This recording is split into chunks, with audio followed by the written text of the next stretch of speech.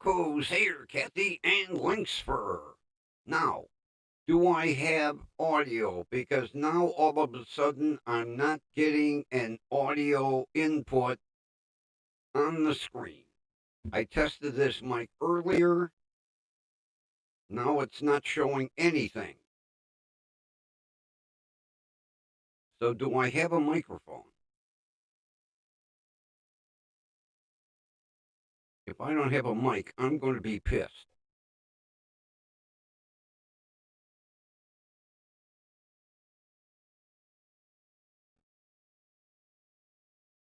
All right. Okay. I don't know why.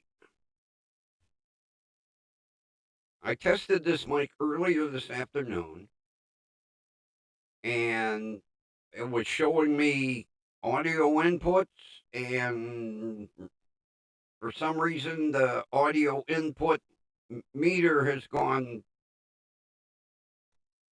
blank. Although it is a little loud in my ear here. Let me back it down a little bit. Whoop, wrong button. That was a frickin' echo. We don't want that.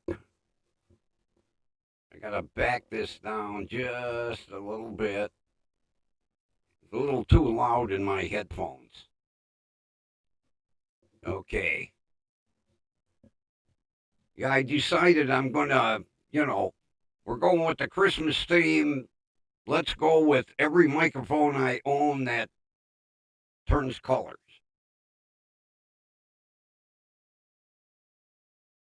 Although for some reason this isn't turning colors.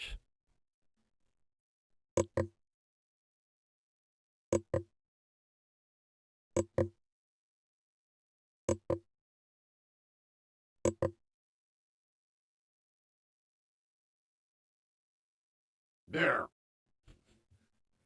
I didn't have it on RGB. All right, let's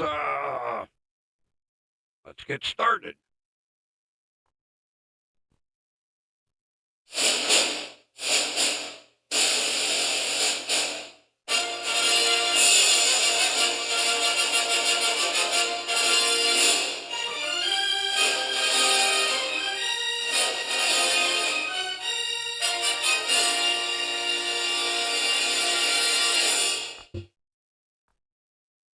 Broadcasting from beautiful downtown Cleveland, it's station WDWL TV with me, the grumpy old man, and we are brought to you by Grumpy Vulture Productions. No bow.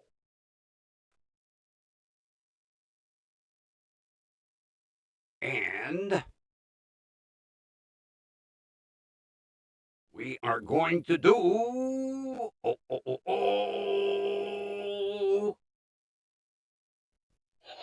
out of that, a new holiday was born. A Festivus for the rest of us.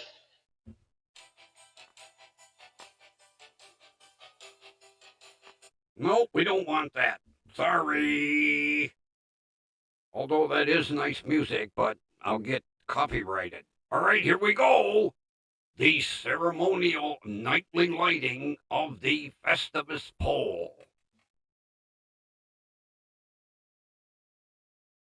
There we are.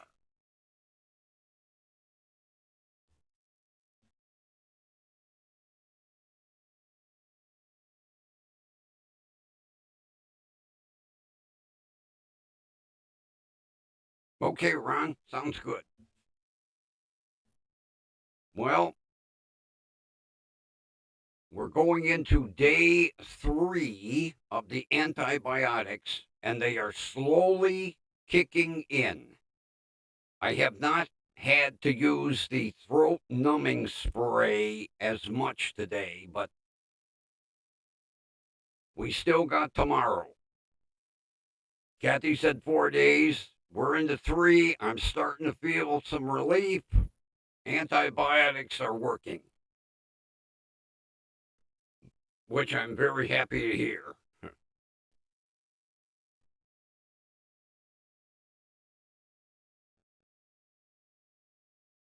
I happened to come across, I can't remember the chef's name. God, there's more chefs on YouTube than China's got rice. And this chef was showing what she called the extra cheesy Italian hoagie. Well, what she does, she uses a baguette. She she was using marinara sauce. I have spaghetti sauce. She covers both halves of the baguette liberally with sauce. Then on one half she puts a slice of provolone. On the other she puts a slice of mozzarella. She puts them in a toaster oven just long enough to melt the cheese. Then she heaps it with peppers and onions and the Italian sausage. I like that idea. So I went up to Mark's today and I got a package of mozzarella and I got a package of provolone. I didn't have enough time to do another piece of sausage. So tomorrow night, I am going to have a cheesy Italian sausage hoagie. I can't wait because mozzarella and provolone are my two favorite cheeses, right after brie. And people are like, brie? Blah. Oh, I love brie cheese. It's so goddamn expensive, but I love brie cheese.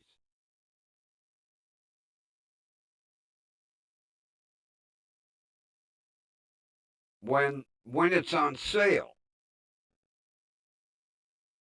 I buy a large piece of brie, and then I put it in I got a little casserole dish, and put it in the oven until it melts, and eat it with gourmet crackers. Oh God,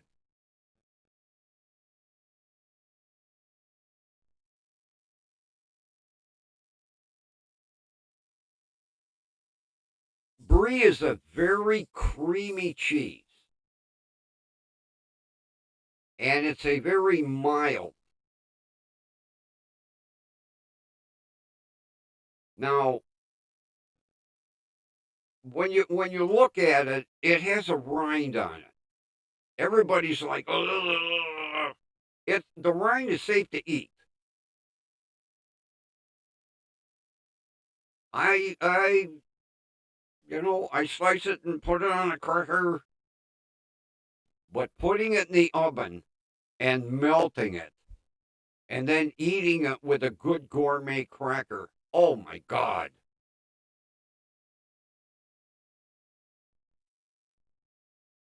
It's put it this way.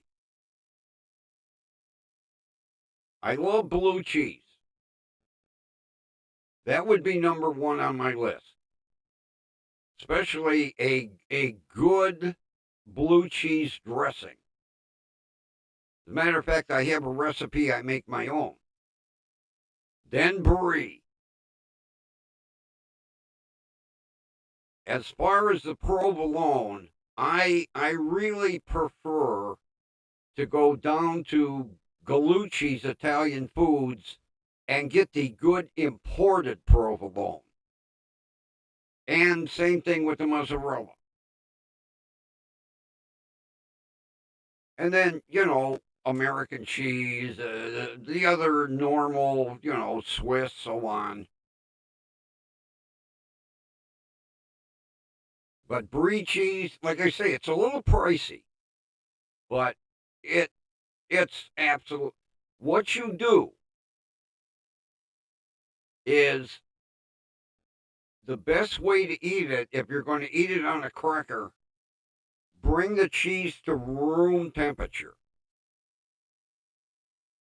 Then then basically it'll spread real nice on the cracker. But taking and putting it in a casserole dish, and I put it in like at 350 for maybe 10 minutes. You got to watch it as soon as it melts.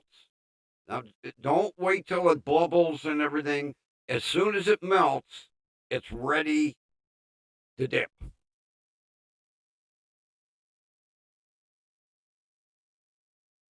Yeah, Laughing Cow wedgies are all right for a little snack. I buy them every now and then. They've gotten expensive. I also like to buy those. They come in a little like net bag. They're round. Was it Bella maybe? And they're in it's a wax, and you peel a strip. I think it's Bella. They're little round. They come in, like I say, a little net bag.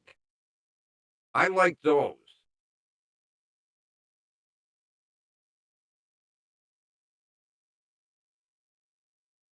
Is it Baby Bell? Is that what it is?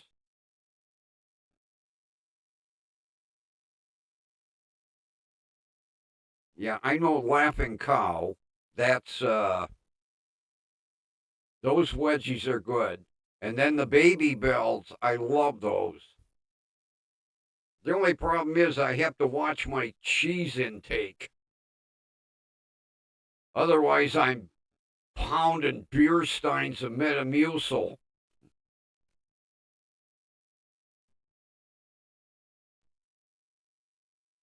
The microphone looks a little high.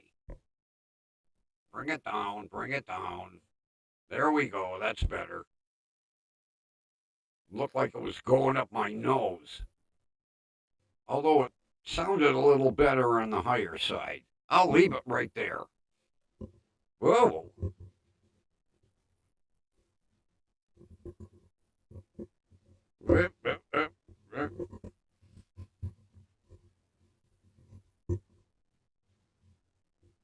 I didn't tighten the mic. Whoa! It almost came off the mount here.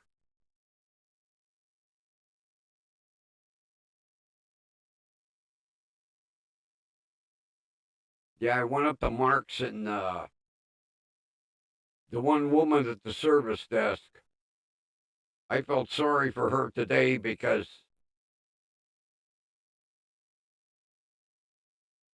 3 cashiers called off. And I says,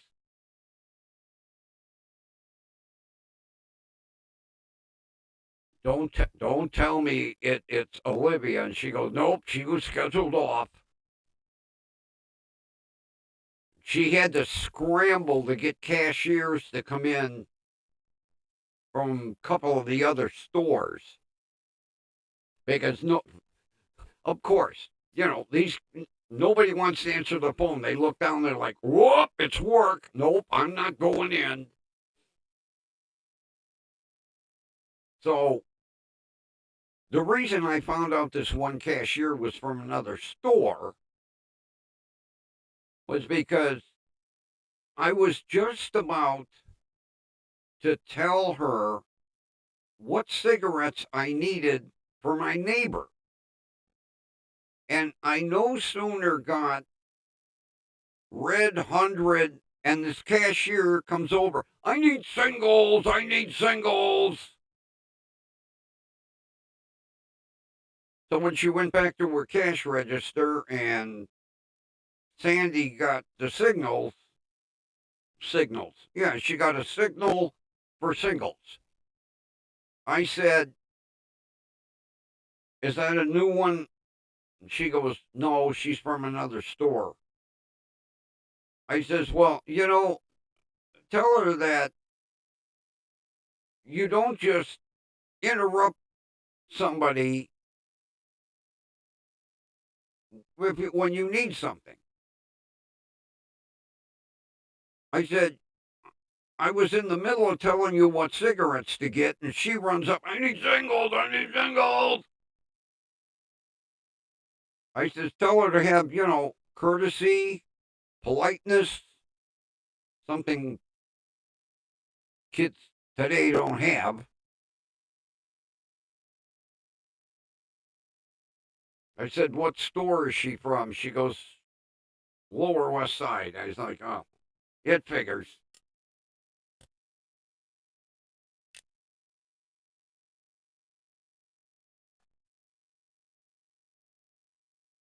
And then,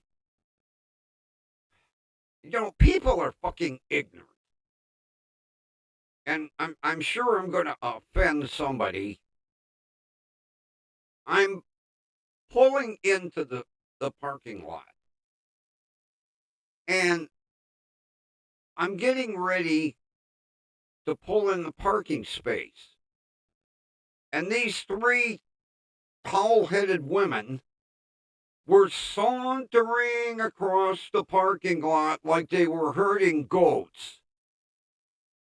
And they're giving me a fucking dirty look. And I'm like, come on, Jesus Christ. What do you got? Shit in your pants? And they're yakking with one another.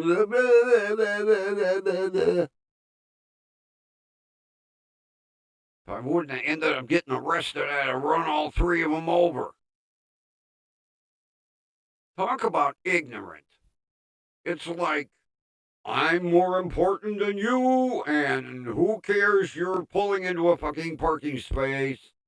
I'm gonna take my time.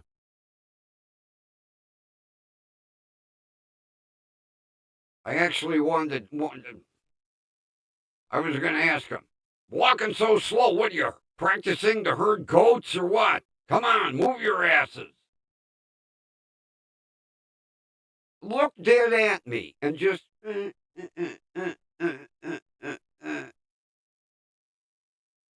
Of all times, I wish I had the siren in the car. I'd have scared the shit out of them. They would have for sure walked slow. Oh, God, I got a pants full.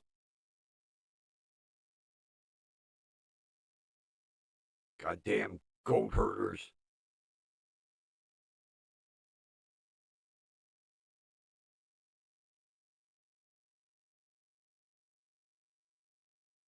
You know, I'm going to get in trouble, but I don't care.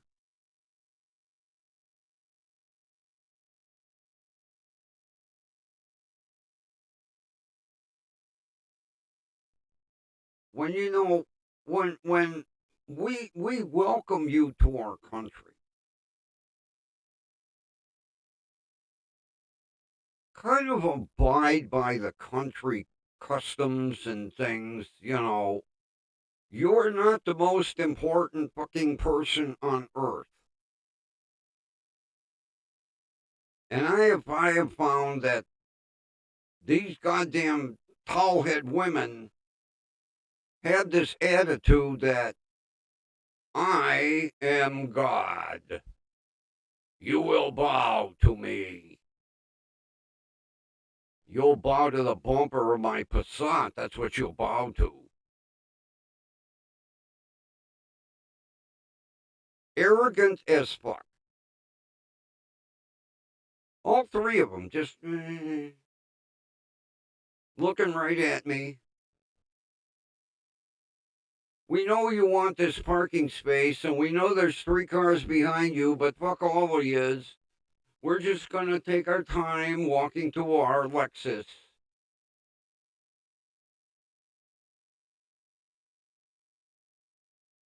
Like to wrap that towel around her neck.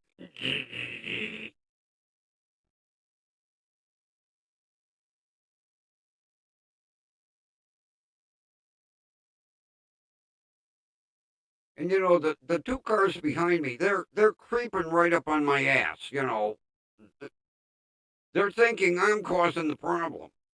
Like, hey, look in front of me.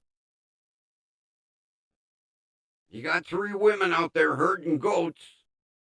They're practicing.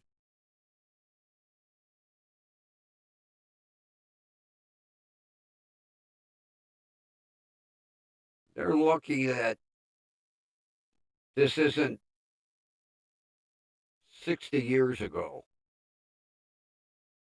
There'd have been a triple header hit and run. Oh, I had no patience. Oh, back in my younger years, I had no patience for bullshit.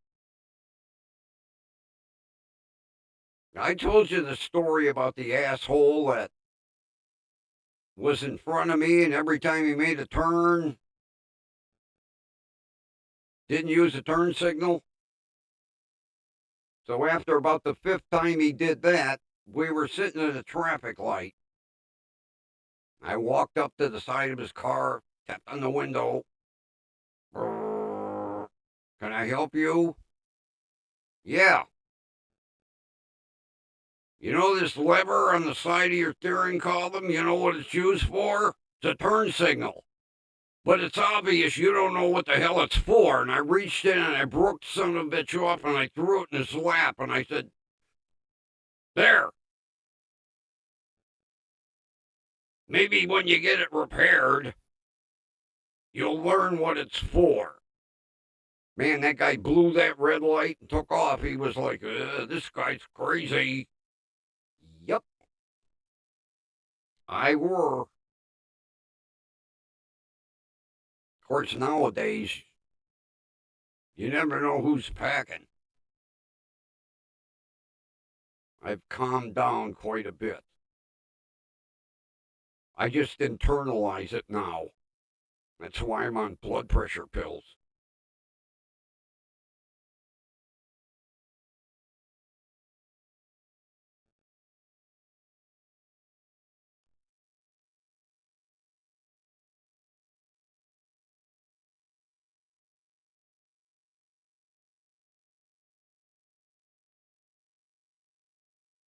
And today was the last day for the ginger ale, so I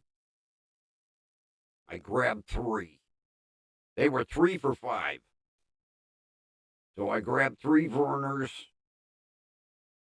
and hopefully next week my Seagrams will go back on sale. And if it isn't on sale, then I'll go back to the $1.45 Cherry RC.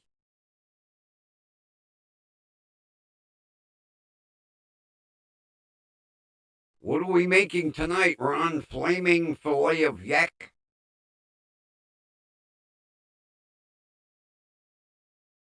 Tonight I'm going to do a couple of gourmet hot dogs, and then tomorrow the extra cheesy Italian hoagie.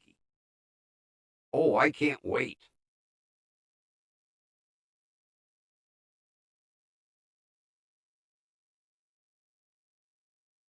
Not to mention being on a lightly toasted baguette. Oh,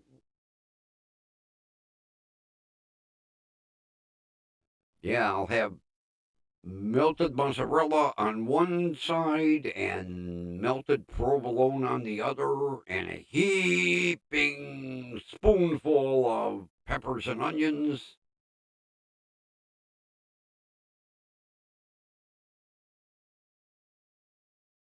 Chicken again? You're going to grow feathers.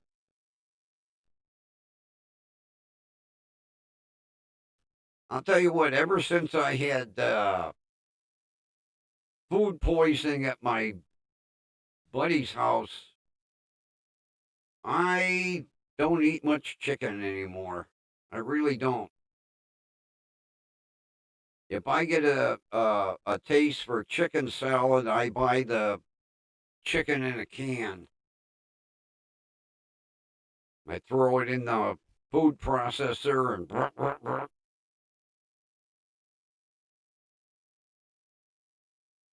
But buying fresh chicken, I don't even do wings anymore. And boy, I'll tell you what, I used to love chicken wings, especially in the air fryer. But although I could get the bag of frozen like I used to. I used to go down to Gordon Food Service and get the big restaurant size bag of frozen chicken wings.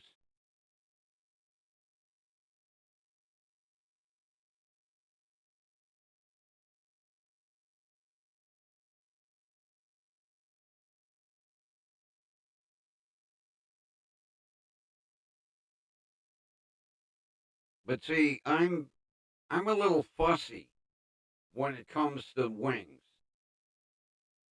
I like the end of the wing and then I like that center section, but that little like baby drumstick,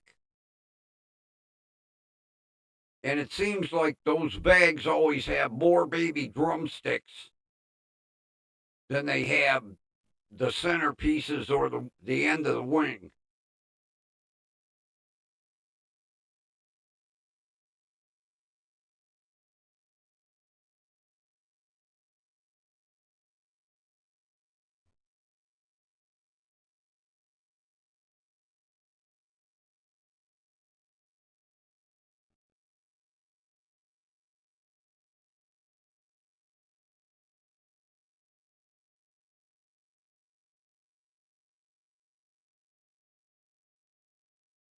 What kind of green beans? Regular or French?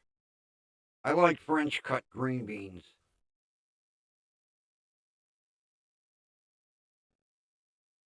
I take and I pop them in the microwave with a splash or two of Italian dressing, a little salt and pepper.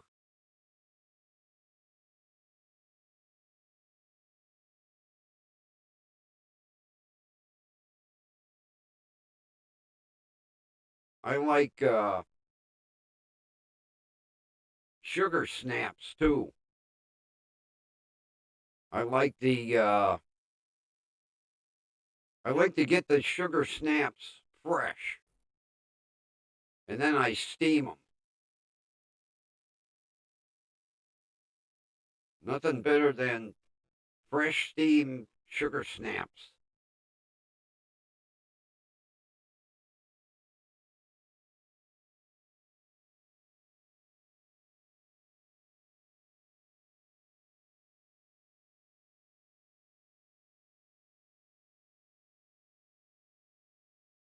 You know, Kathy, those are hard to find. The only place I can get the flat ones canned is at Gigantic Eaglet. Like Marks don't carry them, and Save a Lot don't carry them. Yeah, I like the Italian green beans.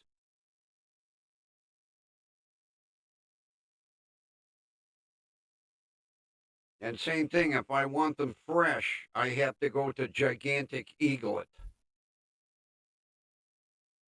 Now that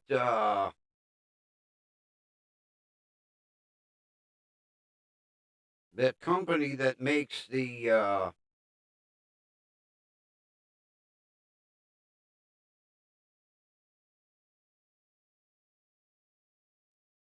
oh the well, I got that beans and pea mixture.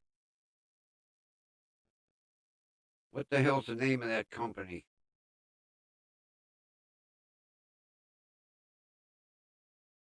They make a seasoned flat Italian green bean, but Save a Lot doesn't get them all the time. I can't think of the name of the damn company.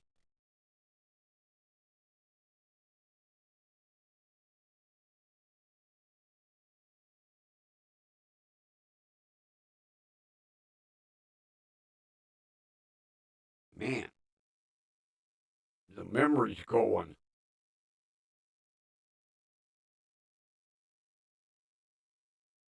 I can't think of the name of that damn company.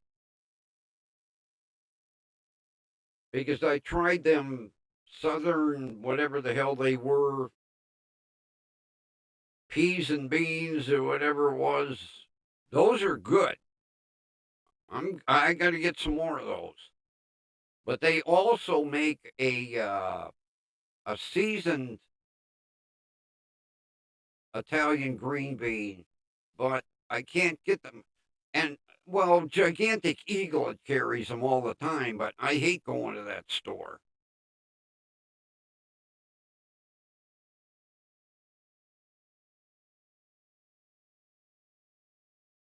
Yeah, it used to be a Halloween house that my son used to work at, 7 floors a hill. That's what it was called. And he used to rent out, for a while, it was a high school, a closed high school, and then he rented out an office building, and each floor had a different horror theme. Yeah, I've got, the guy that owned the place, he gave me a beanie and he gave me a hoodie too because he liked my kid. So we went, "Oh, you're his dad? Oh, here, and take one of these too." Okay, thanks. I got this one on because it's a little lighter. I had the heavier beanie on. My head was starting to sweat. So I put the lighter, more airy one on. The problem is this is all embroidered, and I can't fold it up. So I could have turned it around, but hey, it's covering my cold head and my bald head.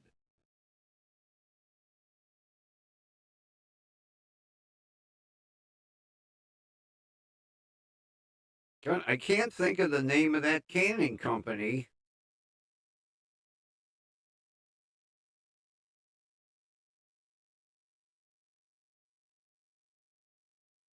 I'm going totally blank. I can see the label on the can.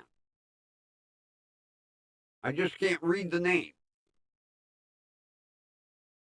They carry a lot of, well, they carry uh, seasoned collard greens and seasoned mustard greens and seasoned turnip greens, and they specialize in a lot of southern stuff. I can't think of the name of them. They make a seasoned Italian green bean that they're delicious. But like I say, Save a Lot don't carry them all the time.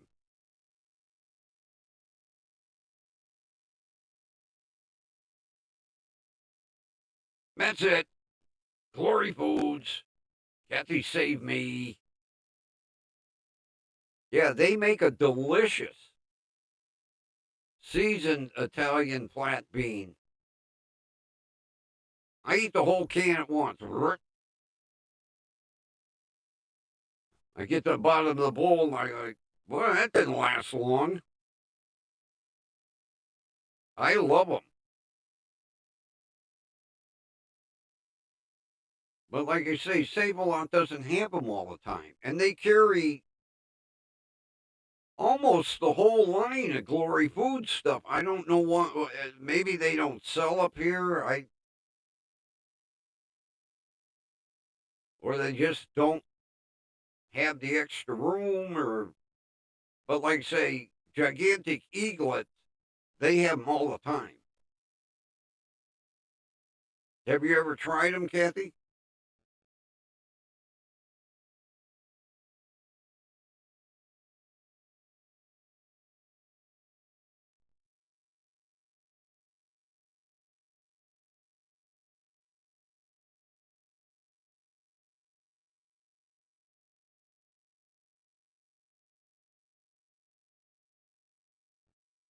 good coffee. Black silk. Folgers. That was another thing I got today.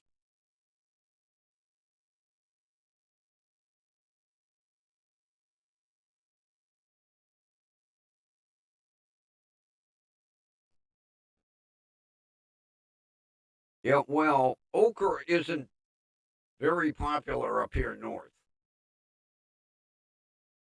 Yeah, I know Glory Foods carries. Oh, wait a minute. They do have the okra at Save-A-Lot. I saw it when I got those field field peas or field beans and whatever field peas and beans.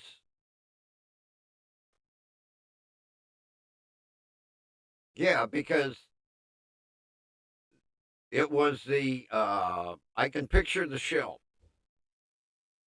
and it's the collard green, seasoned collard greens, seasoned mustard greens, seasoned turnip greens, seasoned okra, and then the field field peas and beans. And I know there's a couple other cans, but yeah, they had the okra.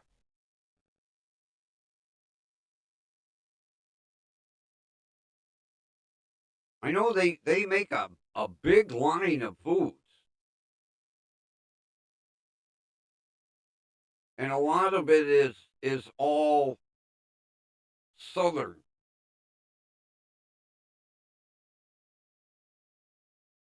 because okra isn't a northern item. But the seasoned okra that Glory Foods makes is, oh, I love it.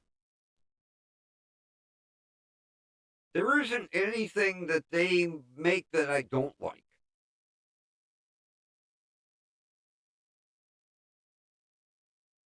Now the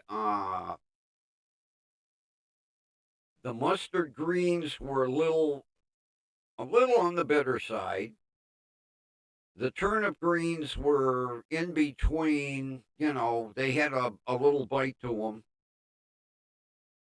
Collard greens I love,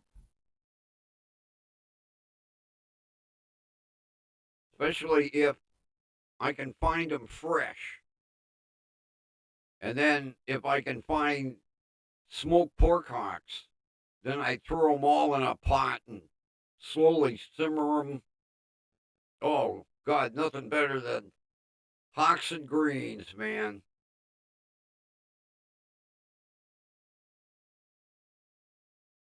I'll never forget when I was working for the county, and it was after, I think it was after Thanksgiving, and one of the black women brought in a big bowl of hocks and greens, and I said, "What is that?" And she went, "It's hocks and greens." I said, "Oh, okay." I tried. I ladled out a little bowl, and they had fresh cornbread, and I'm eating the hocks and greens and dipping the cornbread in the juice. They were laughing their ass off. Cleopatra, she was like, "Look at the cracker eating like a soul food person." I said, "This is good shit."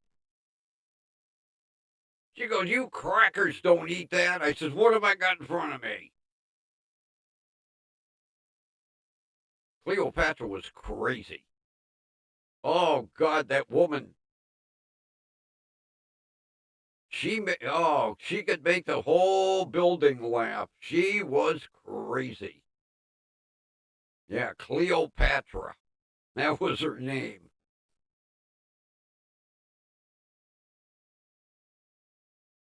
But when I dipped that cornbread in the juice, oh my God, the four women bust up laughing, and Cleo like, "Look at the cracker eating soul food."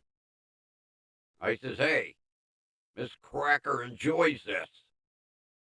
Then she told me, first time ever eating it, and you're dipping your cornbread in it like we do? I said, well, yeah. Gotta sop up the juice.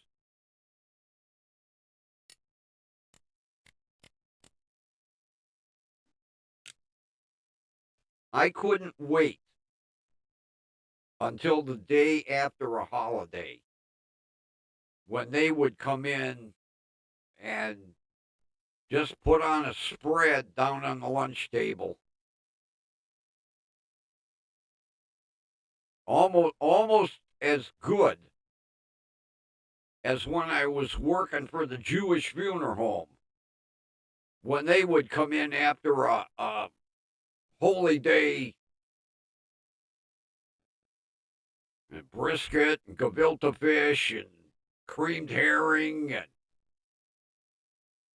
oh man, beet soup.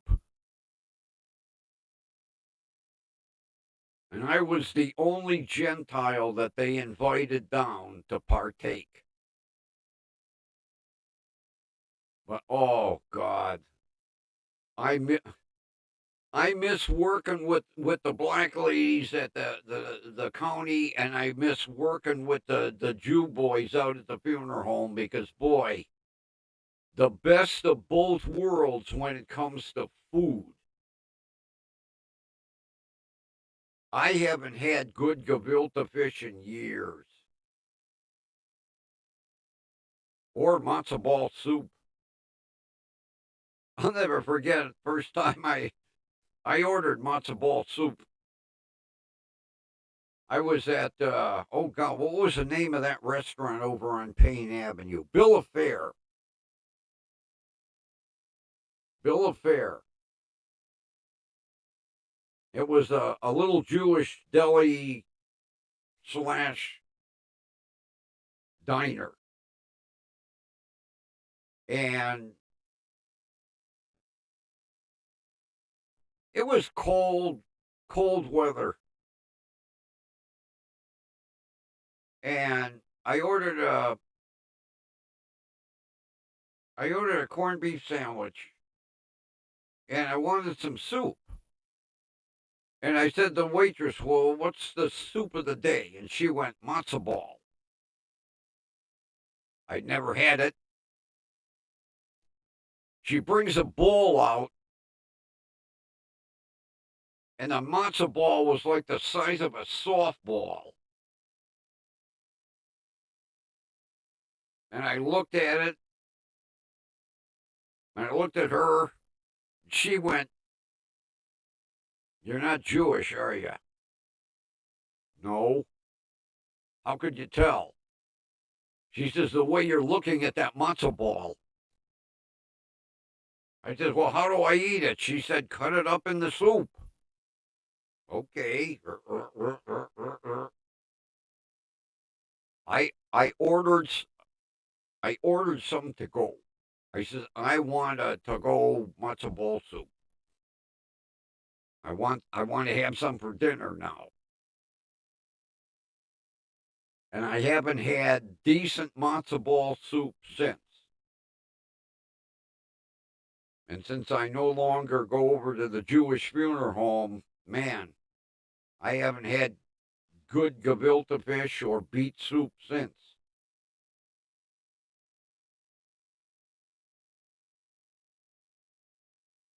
There is an art to making good gefilte fish. You buy the shit in the jar and it's got to be homemade. I'd be eating the gefilte fish and the creamed herring, and them Jew boys would be lapping their ass off.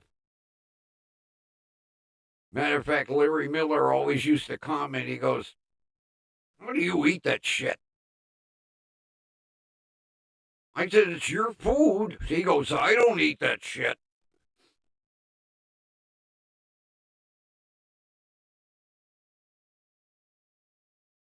I would, God, I would almost drive over there after a high holy day and say, hey, You got any gefilte fish for the old honky, the old Gentile? I don't even know if all that. Well, I think Larry Miller passed away. I might have to take a ride out there someday just to see who's still there and if they even remember me.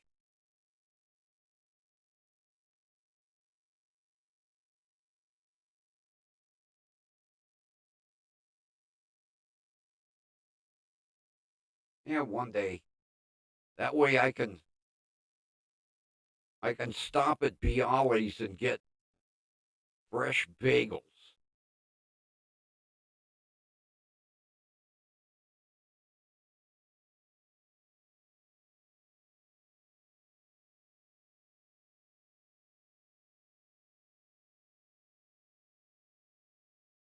Boy, you're living the high life today, Ron. Strawberry ice cream for dessert?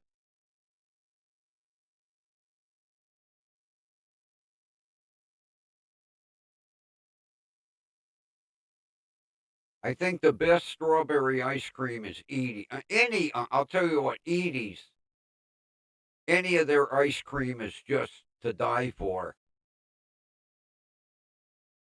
I'm not a big fan of strawberry ice cream, but boy, Edie's, I'll eat that stuff by the whole.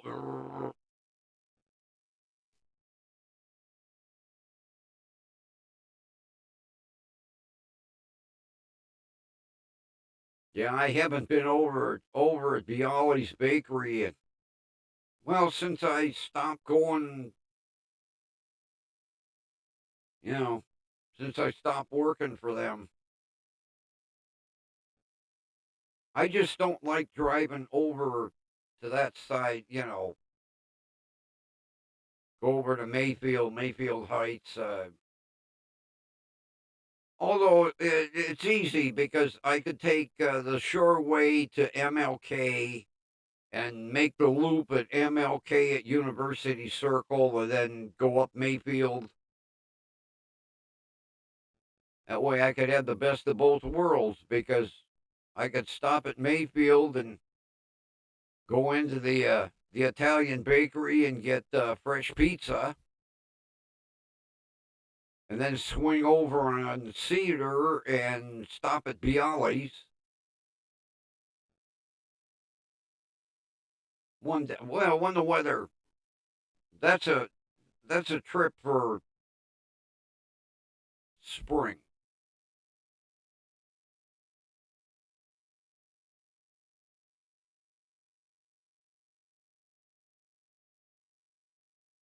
Well, tell them to put a cup of coffee on, and I'll stop and say, Kathy said to say hi.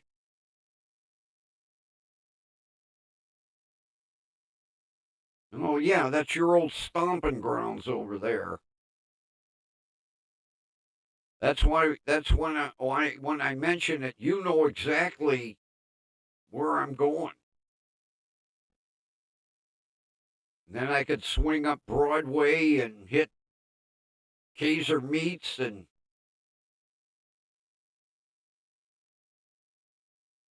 oh, that'd be a $200 day easy. Get Italian bakery, swing over, get all kinds of Jewish bakery.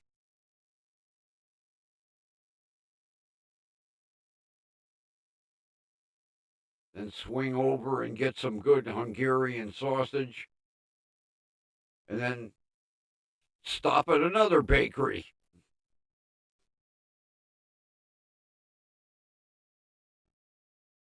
I'd be all bakeried out.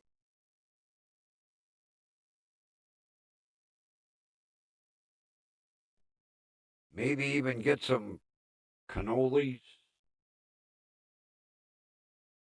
God, I miss making those trips. I really do, because if I had time, I would stop and get pizza and cannolis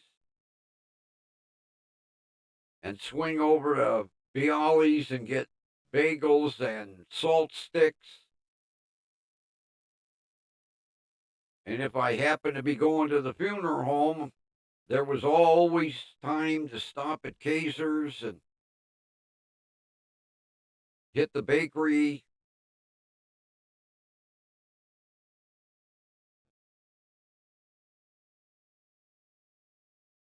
Man, I miss all that good food. Oh my God.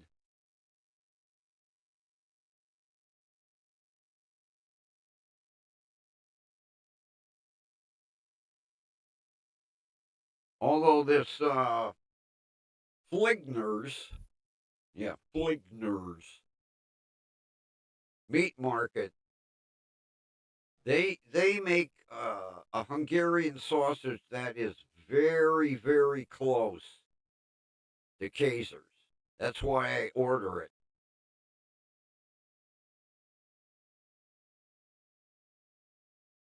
And then Lou's,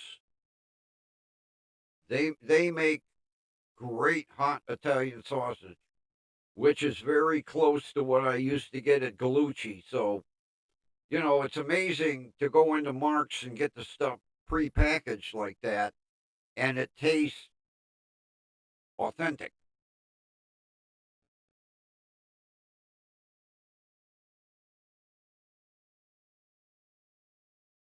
But unfortunately, you know, even with there being a temple not more than 6 minutes from me, there there are no Jewish bakeries, and like I say, getting gefilte fish in a jar,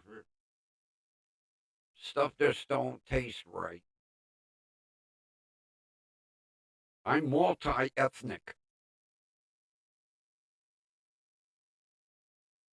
Another thing I miss is, oh God, when I was in high school, my buddy's parents were Greek, and they used to grow their own grapevines, and nothing better than really authentic stuffed grape leaves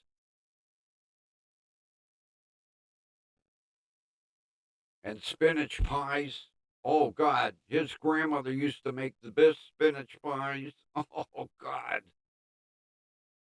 I miss all that stuff.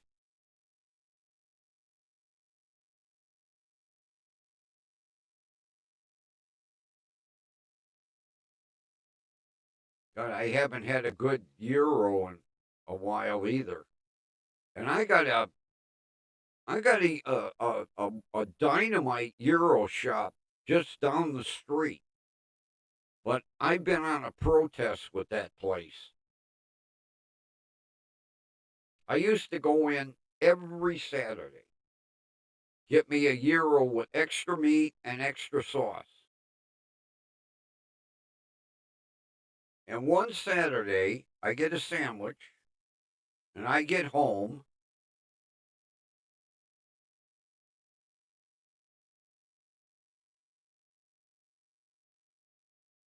And after about the second bite, there was a long black hair in it. So I called. I said, "Hey, I'm halfway through my sandwich and there's a hair in it." "Oh, you're just trying to make trouble." Click. I haven't been back since. And one of these days, I'm going to talk to the son of the owner and say, "Remember me?" He'd be like, "You used to be here every Saturday like clockwork." And then I'm going to tell him the treatment I got. I said, "You think I was inventing that to get a free sandwich?" No, I just wanted to tell him, "Hey, somebody ain't wearing a hairnet. You're just trying to make trouble." Click. It's been almost 2 years now. When you piss me off, of course, my one sandwich a week ain't causing them to go bankrupt.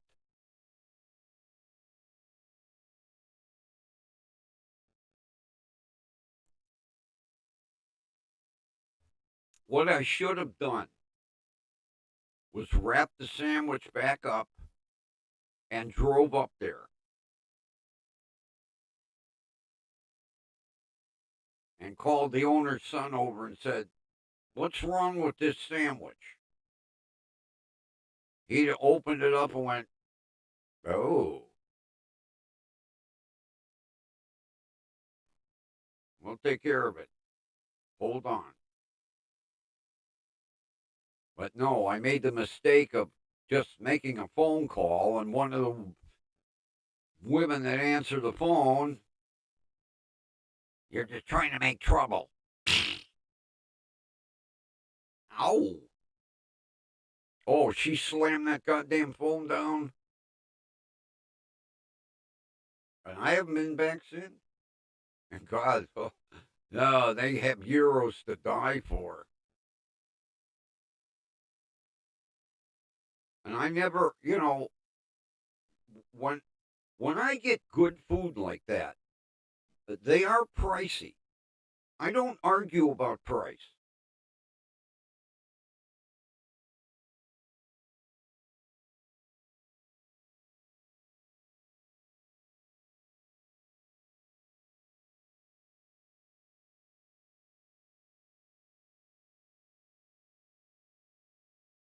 Oh God, that would have turned me off right there. Oh, I'd have got sick to my stomach.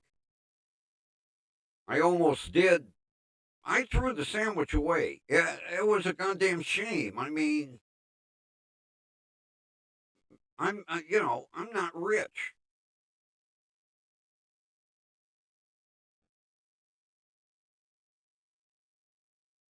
I took that second bite, and you know, had I not looked,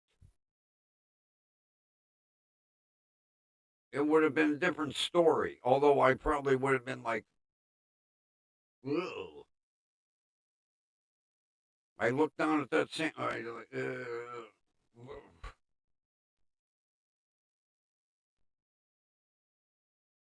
Oh, that just turned my stomach. It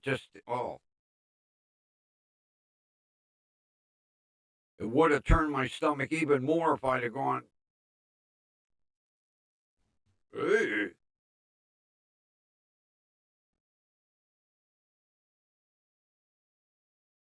You know, she could have very easily said, bring that sandwich right up here, can you? You're just trying to make trouble.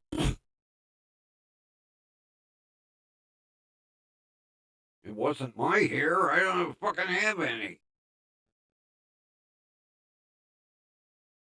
Let's do a DNA match here. Pluck one from you, and pluck one from you, and pluck one from you.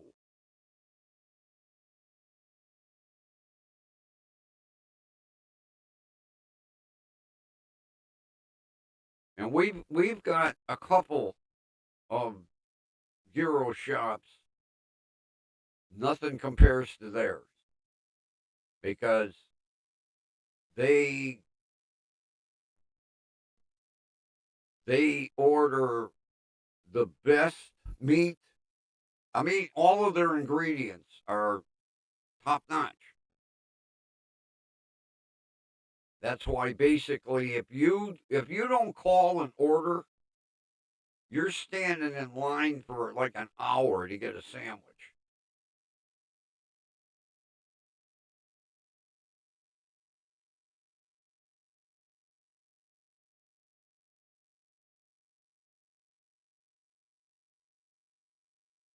Yeah, just oh, I looked at that sandwich.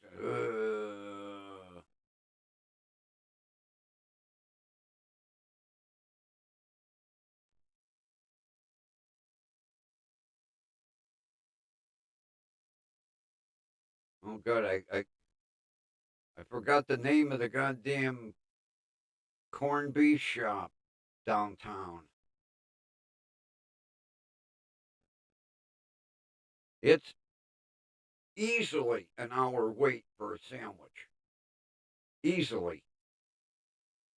You go to pull in the parking lot and the line comes out of the front of the restaurant, down the side of the building and around the back. I can't think of the name of that, and that place has been there for Christ, 75 years. The hell's the name of that corned beef shop?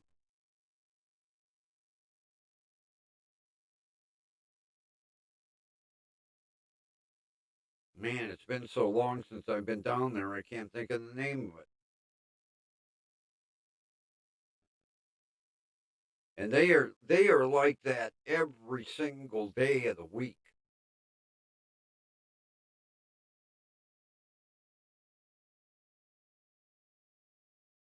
Although we've got it's called Joe's Deli. They've got a small restaurant off 117th, and then they've got their bigger restaurant out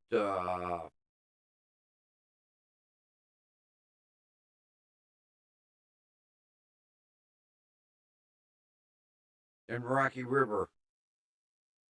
I can't think of the crossroads right now. I know it by heart. And their corned beef is real close to the one downtown. I mean, when you get a sandwich that you can't get your mouth around, it's about that big, and it's a 2-day sandwich. It's oh worth every penny. I think corned beef sandwich is like $16, but worth it. Oh, when I order from there, I always tell them, give me 2 extra slices of rye bread because I eat half the sandwich, then I take the other half home, and then I make another sandwich out of that half a sandwich because there's that much corned beef on it.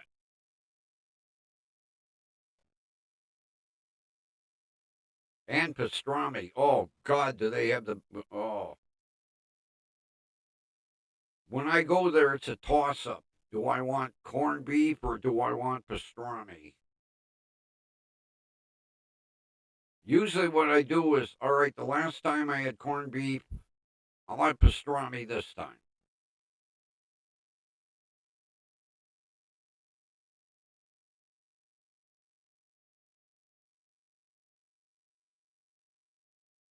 And it's hard finding good pastrami because, this younger generation, they don't know what they're missing. Of course, I grew up with it. I've had that since I was 5 years old.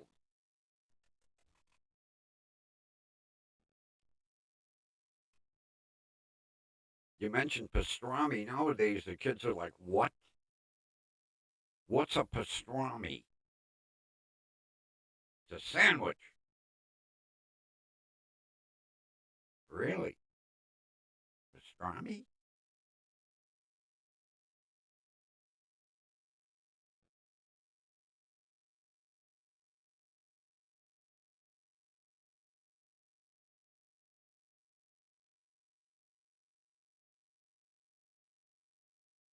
Of all passwords to come up with, how the hell did you come up with Rocky River? Oh, Jesus.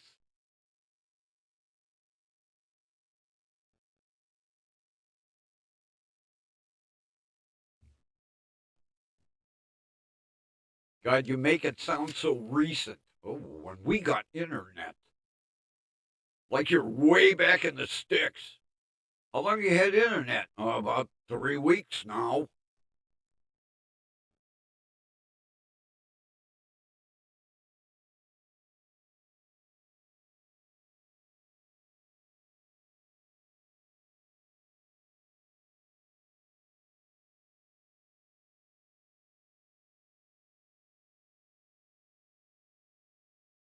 Oh, I got another video for you to watch, Kathy. watch the latest video from Laura Farms. Her and her husband found an old military dump truck. And the thing was frickin' back in the weeds in between trees and everything. And they got it running. So her husband said, see if you can get it out into the field. And that, I'll tell you what, Laura has got Guyunis about this big. The truck had no brakes. She pulls that sucker out of that ravine where it was stuck in and drove it all the way home. And the thing that's amazing, it's an old military dump truck, and it's a manual. And boy, she can go through the gears like. But it's a cute video to watch.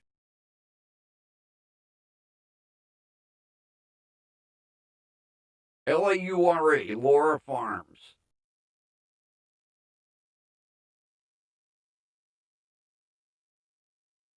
That's her YouTube channel. Because it's named after her, Laura.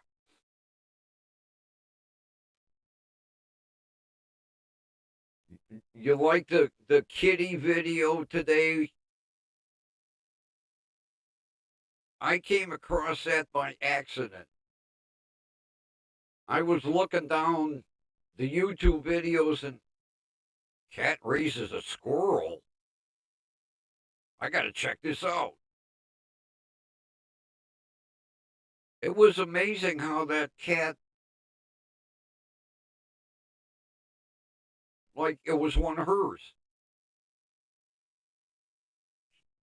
See that cat looking down going, Jesus Christ, the rest of them got fur. What the hell's the matter with you?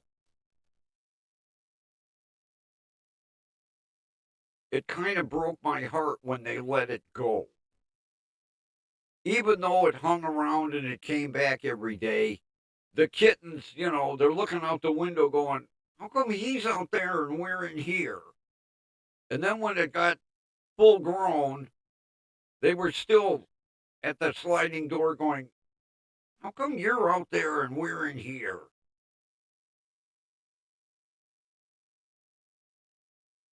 Because even the kittens thought it was their brother or sister,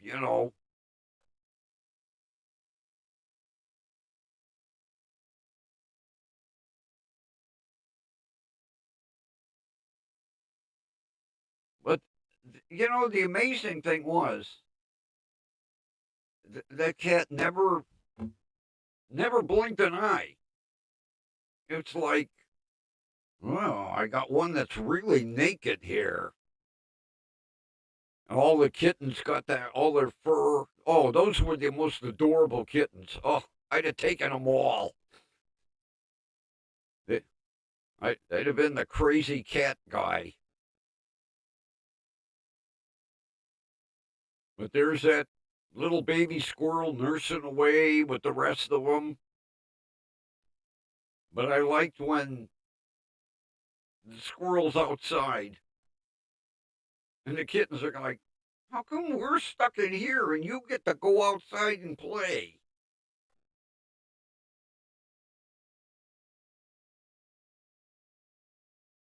I couldn't believe how long it took for that squirrel to get fur. Jesus, the thing stayed naked for quite a while. But it was cute when they were all playing together. Right after the squirrel got its fur, the kittens are playing with that squirrel like, hey, you look a little strange, but you're our brother.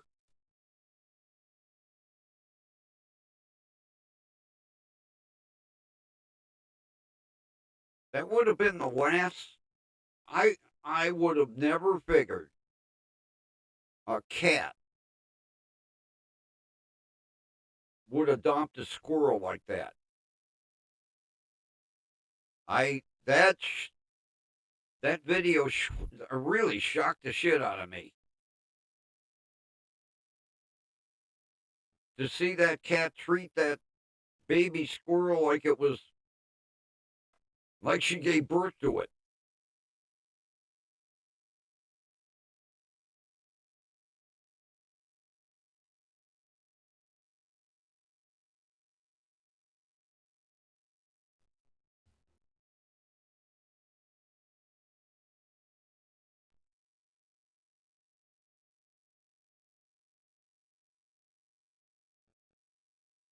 Although that video made my day.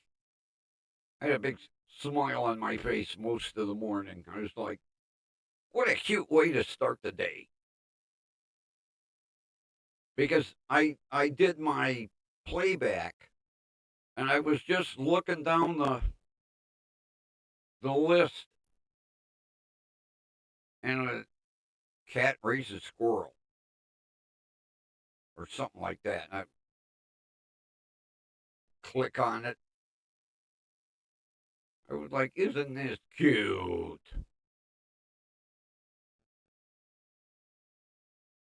That's like, oh, goddamn boots, 3 o'clock this morning. And I don't know how my frickin' television, my YouTube got on Dr. Phil. And I'm watching, and the girl starts to tear up, and Dr. Phil reaches in, here's a handkerchief. And then her mother started to tear up, and Dr. Phil, here's a handkerchief. And then her sister started to tear up. I could see Dr. Phil, a handkerchief for you, handkerchief for you. Everybody in the audience gets a handkerchief. He must have 500 of them things in his suit pocket. You get a handkerchief, you get one, you get one. Everybody in the audience here.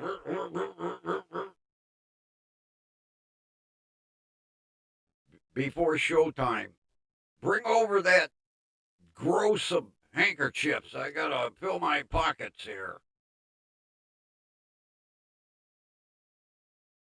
They probably say Dr. Phil on them too.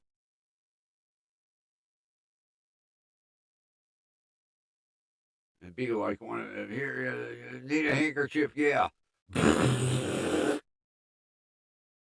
You can keep that. It's got my name on it. It says Dr. Phil.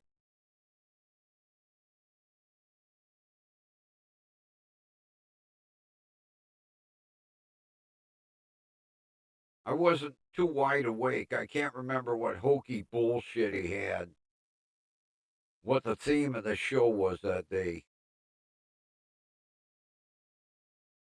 But it ended up the mother was on one side and the two daughters were on the other, so there must have been some family fallout. Here's a handkerchief for you. Here's one for you. Here's one for you. Anybody in the audience need one? Here, catch.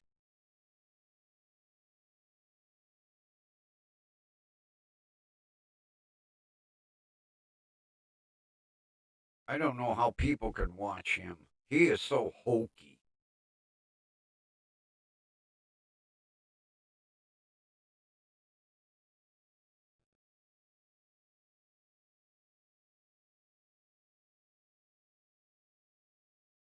Then at the end of the show, he has to walk over and then walk out holding hands with his wife every day.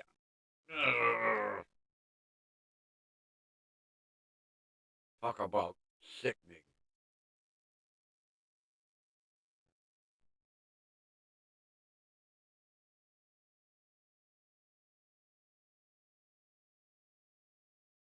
I could see they get behind the curtain. That's enough. You got sweaty hands. Leave me alone.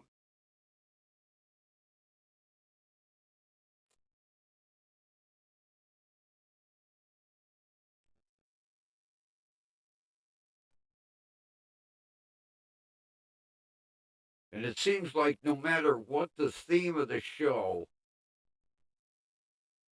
he always has a book to send them home with.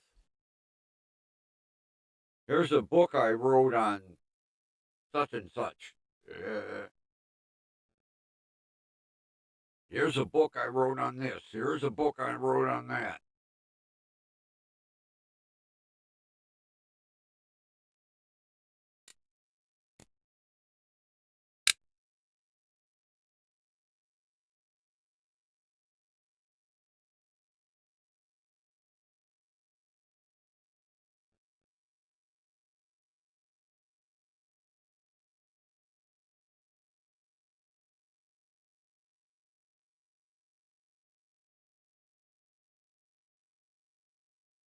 I was trying to think. Some some movie star died yesterday or the day before. Not Rob Reiner. I didn't recognize her name. I can't think of it now.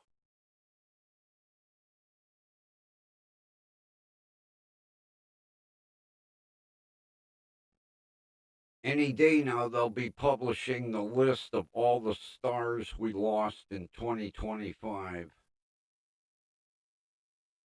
That one I'll read.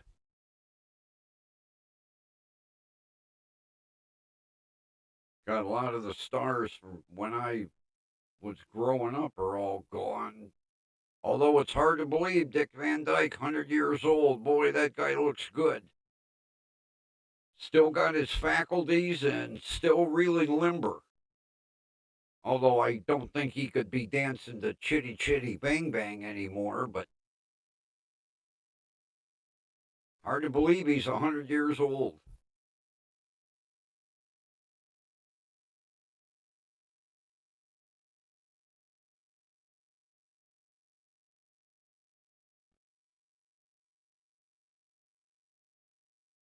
I remember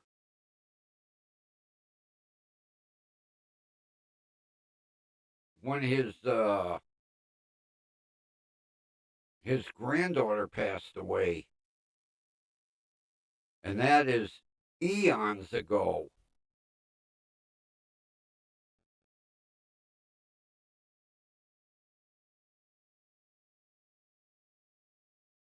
Yeah, I didn't recognize the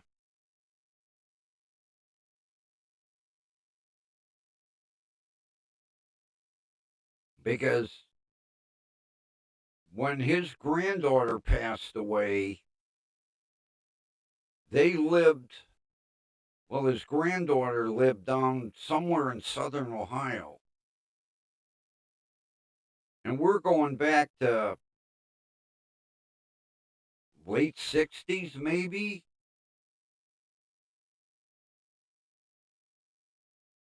She had, I want to say it was a severe reaction to aspirin. I'll have to look it up, but it's years ago.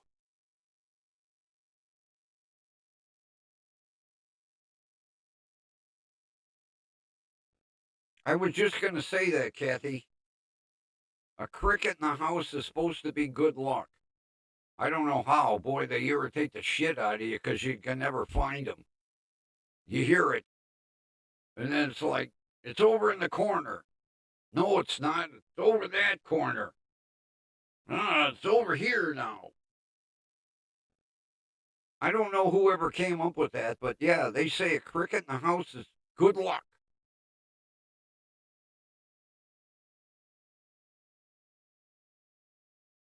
Maybe it's an omen to your new future home, Ron.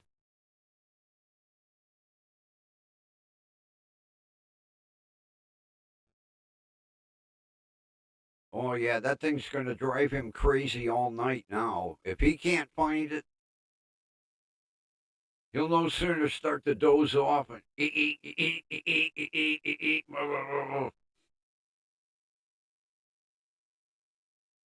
Yeah, thank God it's in your bedroom and not mine.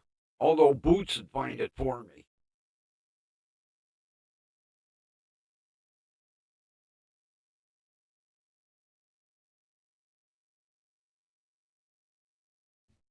I changed my home screen.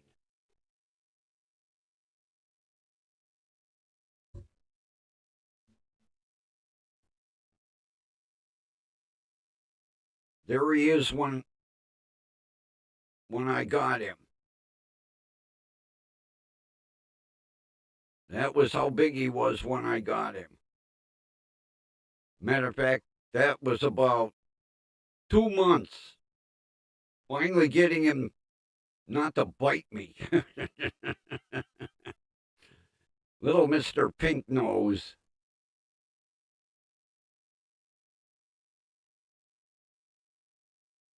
Yeah, he's all stretched out on the bed, the nice little kitty.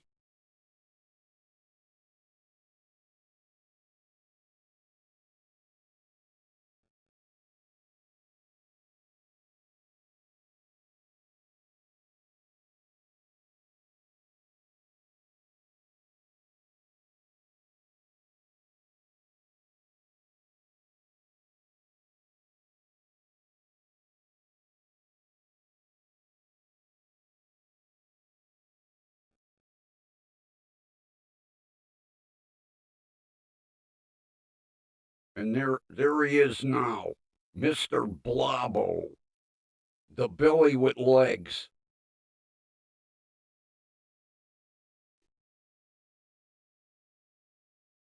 Hard to believe he's coming up on 10 years old.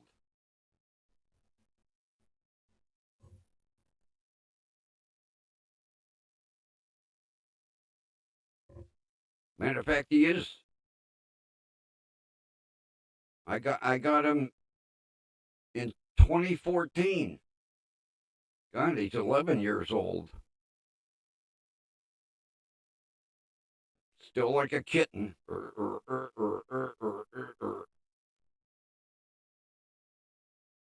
Every single time he gets gets in bed. And boy, when what he does at night, he'll wake up and I don't know I don't know how long he's been doing it. Last night, I I have 4 pair of shoes in front of my dresser because I trade off. And I thought it was just a fluke. He got out of bed. He walked around in front of the dresser and he stepped in each shoe before he pulled the bedroom door open and went out to the kitchen. So I shut the door.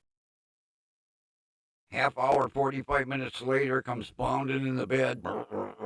Yeah. So he gets up again, and I happen to be up. It was like 2 o'clock this morning. He jumps down off the end of the bed. He walks over in front of the dresser and he walks in each shoe before he goes out the bedroom door. I was like, what the hell? So it was like 4:30 when I was watching Dr. Phil. He gets up, gets off the end of the bed, and goes over. I don't know what it is with him walking in each shoe, and I don't know how long he's been doing this. I just noticed it. But every single time he gets out of bed, he goes over and he walks in each shoe before he goes out the bedroom door. It is the craziest cat. I mean, there's all kinds of room between the bed and the dresser. I mean, he could be walking on the carpet. Nope, he goes over in front of the dresser, steps in each shoe, then goes out the door. He hooks his foot underneath the bottom of the door and he opens it. Then he goes out in the kitchen, snacks on a little food. I close the door. He comes bounding in like a jumps against the door, comes bounding up on the bed, and lays down next to me. I'm going to watch again tonight. Maybe it was a fluke last night. But if he does it again, evidently he's been doing it for quite a while. But I don't know what it is with stepping in each shoe. And he makes sure he gets 1 foot, 1 shoe. I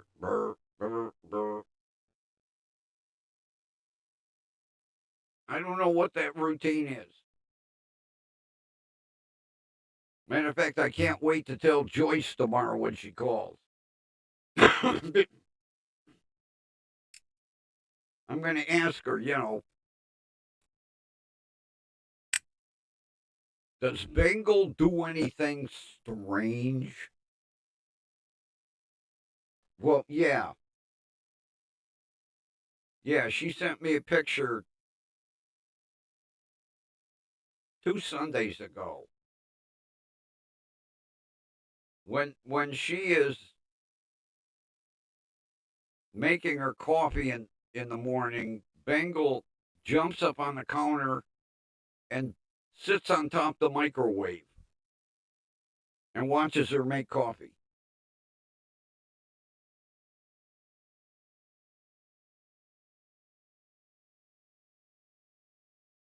I don't know what it is with cats doing goofy shit like that, but Boots walking in every fucking shoe.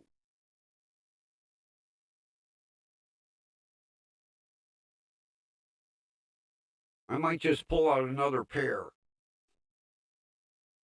Have 5 pair for him to walk in. But he makes sure 1 foot goes in each shoe. It's not like he steps with 1 foot and 1 foot's out. I'll have to tighten this up tomorrow.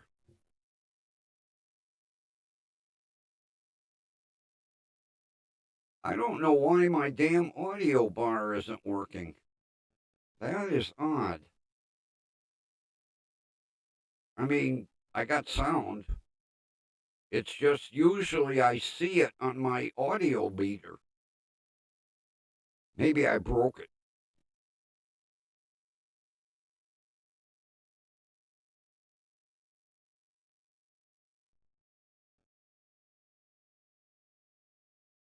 Matter of fact, when I went to shut asshole's lights off last night, I hit the button.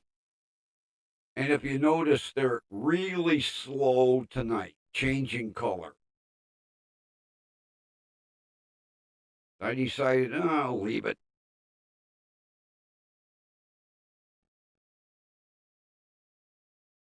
But I can't find that box of Christmas lights. Of course, I'll find them like December 26th. I really wanted to put them all the way, around. I don't know what I did with them.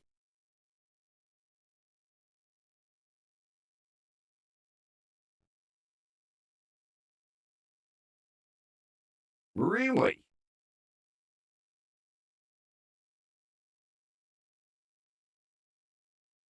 Evidently, he's been doing it all along. I just noticed last night. I was like, what the hell's he doing? And then I made sure to watch the next time when he got out of bed, and same shit. Every time he gets out of bed, he because he gets out on the far end of the bed and then he walks along the back of the bed over to the edge of the dresser and steps in each fucking shoe.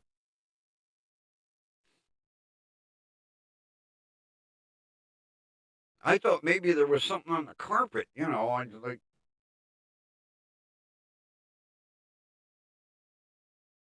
I vacuum it regularly. Ain't nothing on the carpet.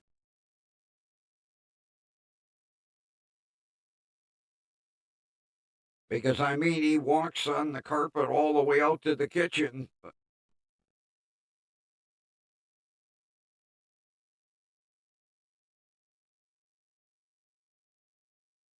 I guess I'm going to have to keep one of the GoPros in the bedroom. I'll film it for Joyce. I'll go, look at my wacky cat. Yeah.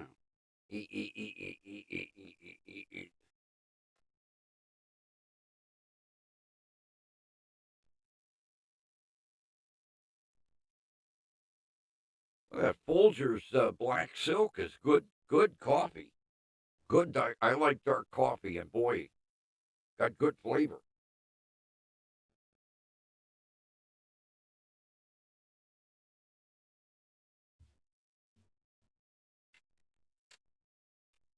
I got a box of the black silk, and then they had chock full of nuts on sale, and it says extra dark, called Upper West Side or something. So I'll try that in the morning.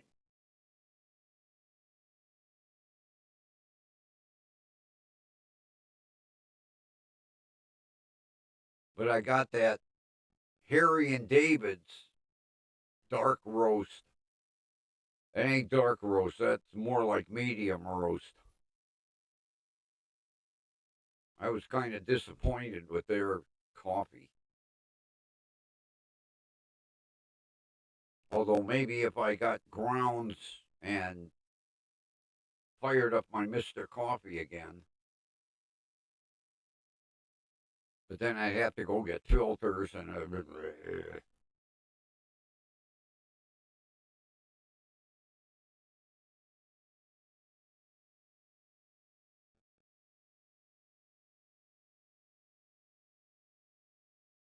yeah, I haven't used that Mr. Coffee in about a year. I guess maybe what I should do is keep some grounds and some filters just in case. Although that Corey better not go bad. I just bought it.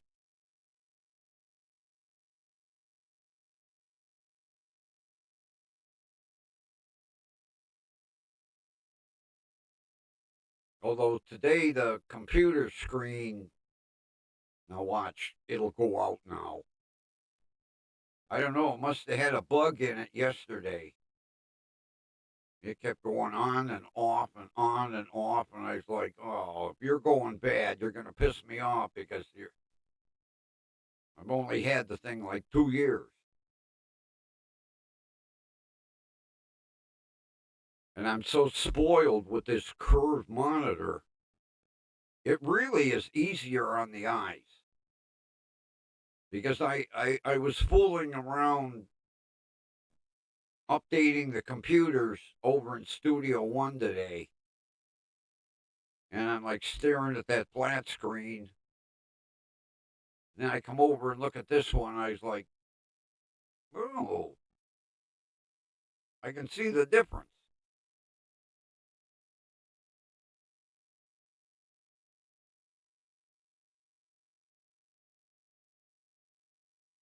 I can almost imagine. They make a 60-inch. That one I would like to see. A 60-inch curved screen. That's got to be, well, it wouldn't fit on the console. There would be no way I could get a monitor that big in here. Well, if I move the printer,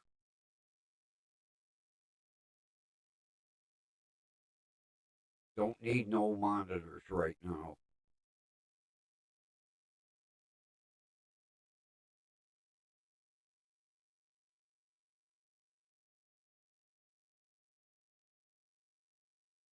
Matter of fact, I don't need anything right now. Hopefully.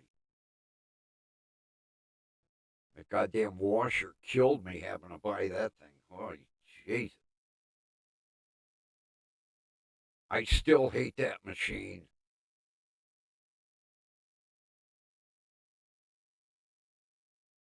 Takes forever.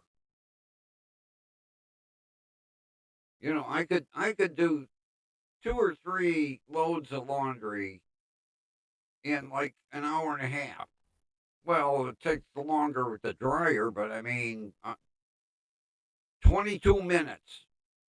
No, this machine, 55.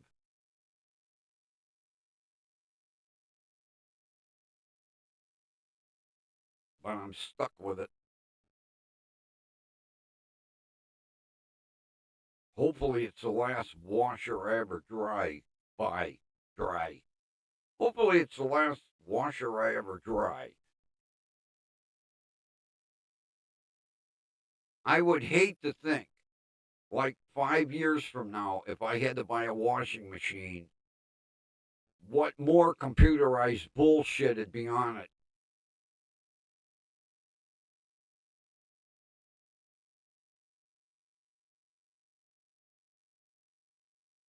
Just more crap to go haywire.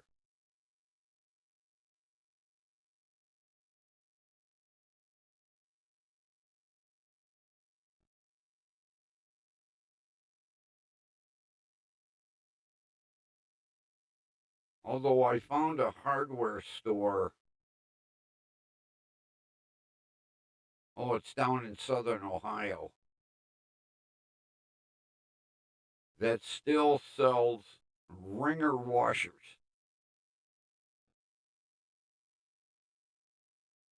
Mainly, well, the Mennonites, because the Amish, they don't buy electrical items, but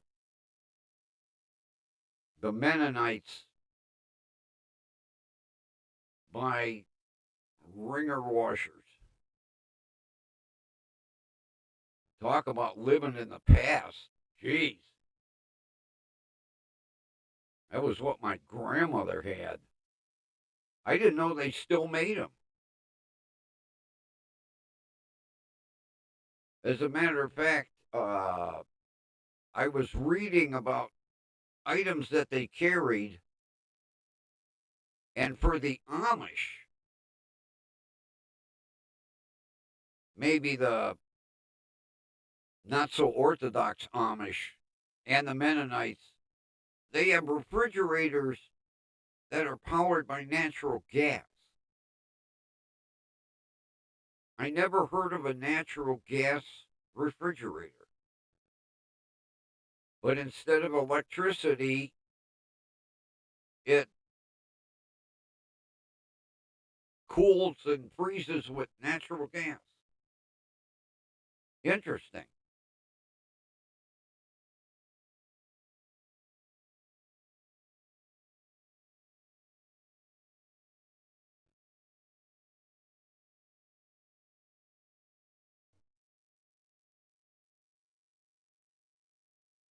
Oh, my grandmother swore by hers, Kathy. Matter of fact, when I remember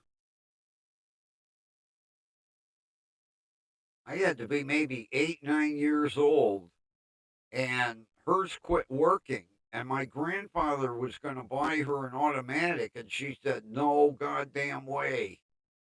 You get me another ringer." And he did. That was the only. She wouldn't use an automatic washer to save her life.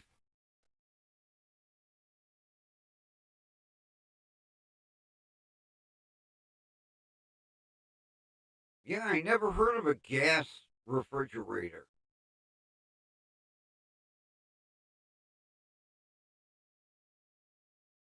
But they sell them. Never heard of one though. Said powered by natural gas. I'm like, okay.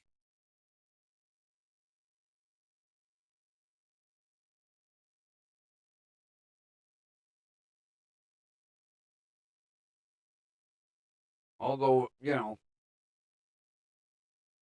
that that beats, you know, having to dig a pit in your basement to store your food.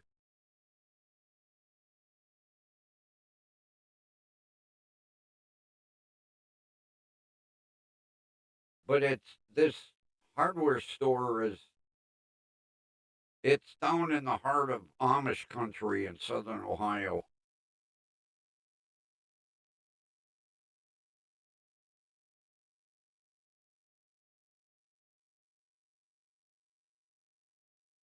I wonder if they have natural gas powered wringer washers. I didn't look. I'll have to look it up again.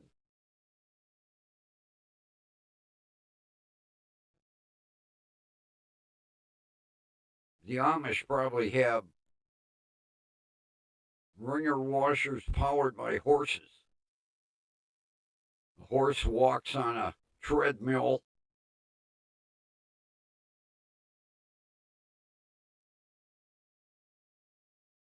where they run a belt in from the the diesel engine in the barn. God, I can't. Well, the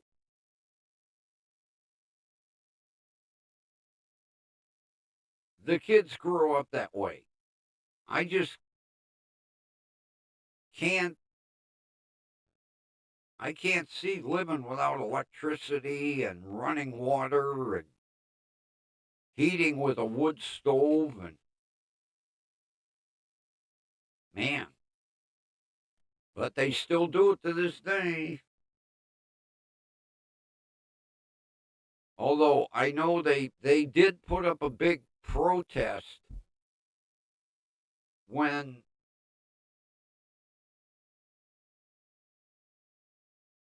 it was mandated that their buggies had to have flashing LED lights.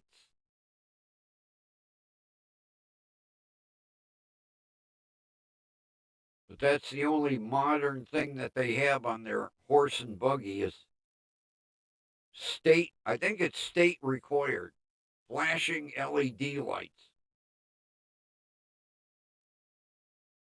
I wonder how they charge the batteries.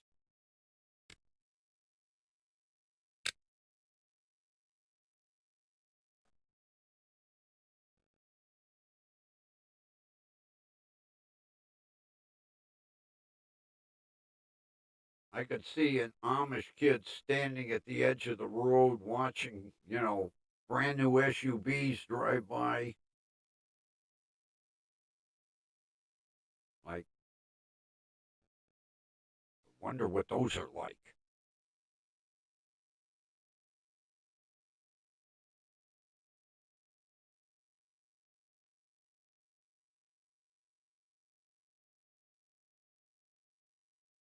That was like when Mary Ann had the new roof put on her house. She hired this Mennonite company,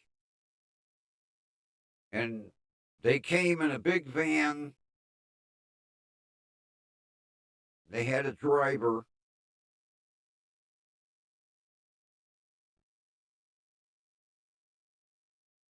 and then they had a trailer with all their tools.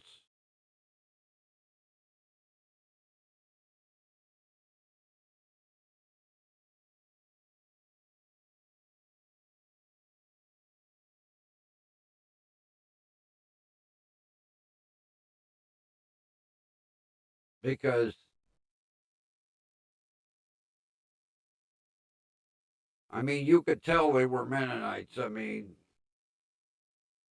how you have clothes without pockets, I don't know, but and their straw hats. Man, they knocked that roof. They because they did a tear off and a brand new roof They did the house and the garage. They started like 8 in the morning, and by like 2 in the afternoon, they were done. And boy, I'll tell you what, that they did beautiful work. They stopped at noon. They took a half-hour break for lunch, and then they were right back to work.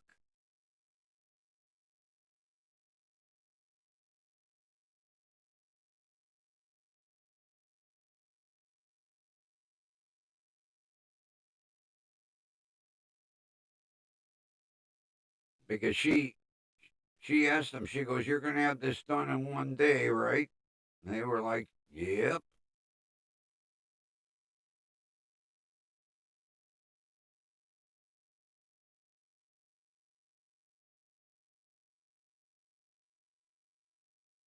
I can't remember what she said it cost. It was well below any of the roofing companies. But they showed up. There was like 12 or 13 of them. Had that roof stripped in like an hour. They had to put down some new lumber, and they started roofing all by hand, hammer and nail. None of this nail gun. Boom, boom, boom, boom, boom. Hammer and nail. Boom, boom, boom, boom, boom, boom, boom.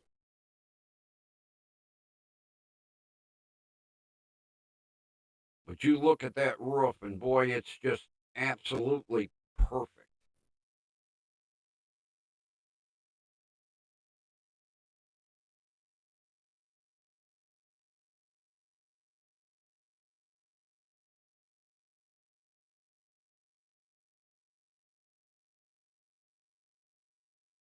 Yeah, I've heard of shit like that, Kathy.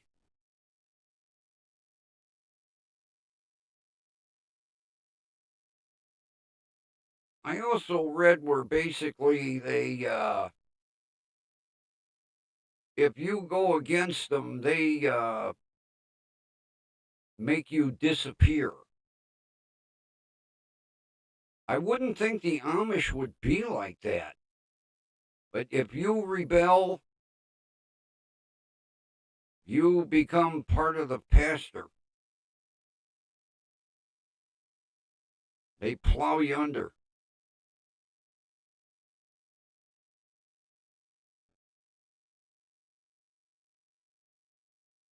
And boy, do they cover it up too.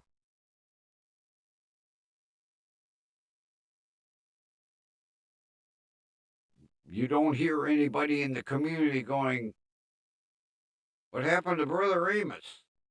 Shh. Okay.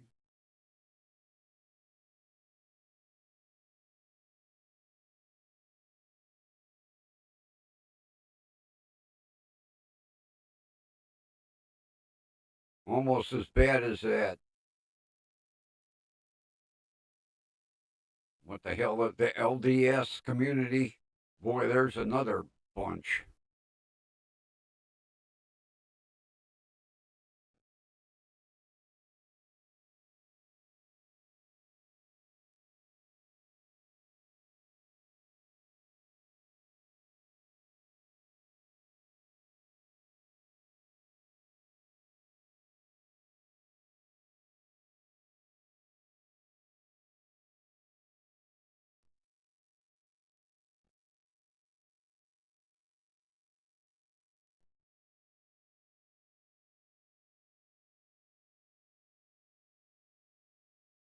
Yeah, I've heard stories like that. They cry poor mouth, and they go out and they do these construction jobs, and they're like, "Oh, we're not making no money."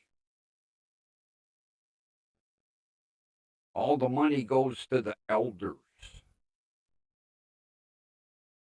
Yeah, I've heard stories.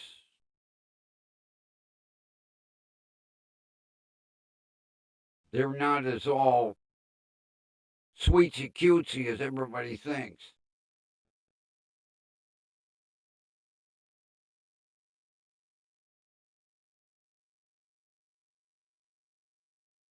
But I've heard several stories over the years that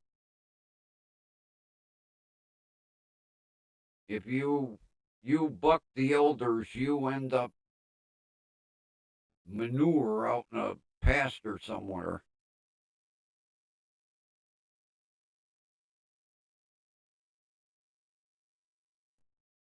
That's like these, the youngsters when they run away.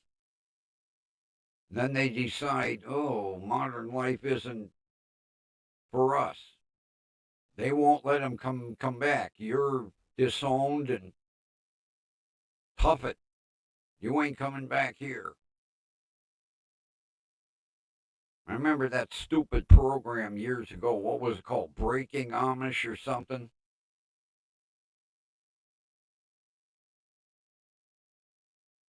And a lot of them realized that they couldn't really live in modern society, but then they weren't allowed to go back.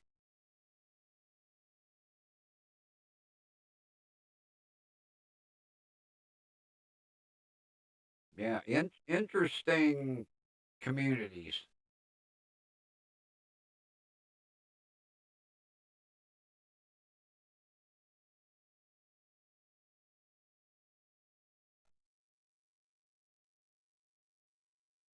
'Cause there's a huge population in Ohio. There's a huge population in Michigan and a huge population in Pennsylvania. I would tend to think maybe every state, but I don't know. Not a way of life for me. But like you say, when you're born into it, you don't know any different.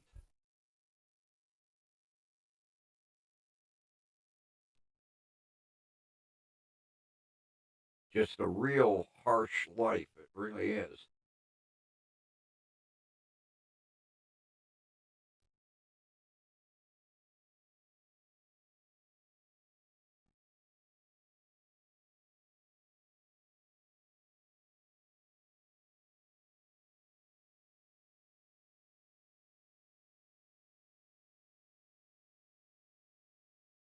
I wonder what the young ones think when they see somebody using a cell phone. Boy, that's got to drive them crazy. What the hell is that? They're talking on this little device. Ain't no wires on it, nothing.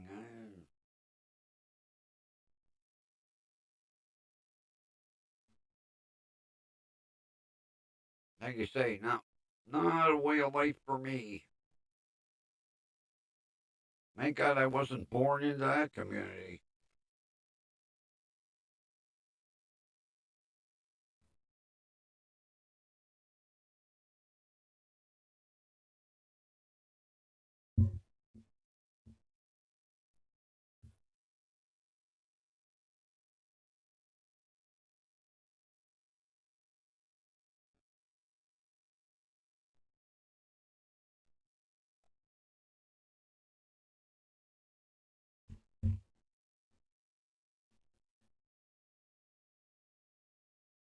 Then my damn GPS unit, my Garmin went out today. I don't know what the hell went wrong with it. I turned it on, it shut right back off. I turned it on, it shut right back off. I don't need it. I just like watching the little car on the screen drive along. It's the only reason I turned it on. The Garmin in the shit box has a monster truck, and then the one in the Passat has got a real expensive looking sports car. I like to turn it on and watch it drive along. Everybody thinks I'm nuts. What do you got a GPS? You're driving around the neighborhood. I'm watching myself drive on the screen.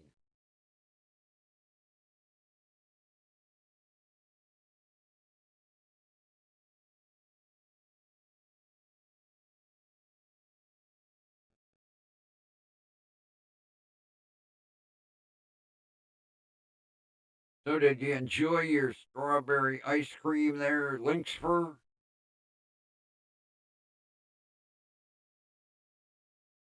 I put a bowling ball up just for you on the thumbnail tonight.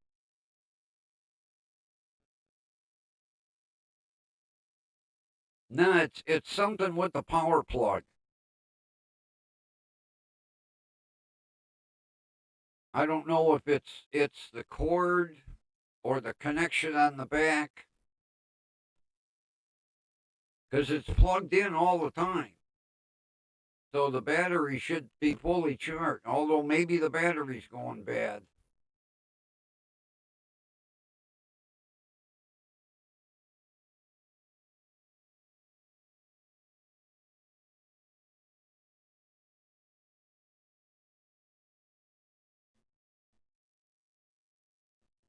Well, people, I think it's about that time.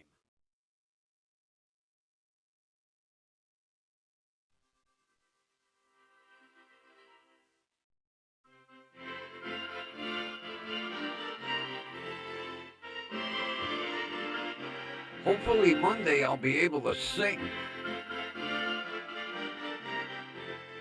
With that, everybody have a wonderful rest of your evening. Thanks for being here. And we will meet again tomorrow night. And with that, take